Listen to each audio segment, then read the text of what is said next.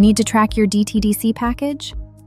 In this video, I'll show you the easiest ways to check your shipment status. The quickest way to start DTDC tracking is on Ship24. Just go to the tracking page, enter your tracking number, and click Search to see the latest shipment updates. Tracking on Ship24 is useful because it lets you follow packages across thousands of couriers in one place, especially if your shipment is handled by different delivery companies along the way. Another option is to track your shipment on the official DTDC website.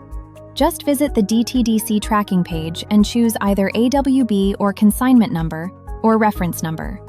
Then enter your tracking number and click Track to see the latest delivery updates. Before tracking, make sure you are using the correct consignment number or reference number so the system can show the right shipment details. You can also track your parcel by SMS. Just send TRACK, followed by your tracking number, to 923-009-2300. If you want to check service availability for a location, send PIN, followed by the PIN code, to the same number. Once you have the correct tracking number, checking your DTDC shipment is quick and easy through Ship24, SMS, or the official DTDC website. Visit ship24.com for more tracking guides.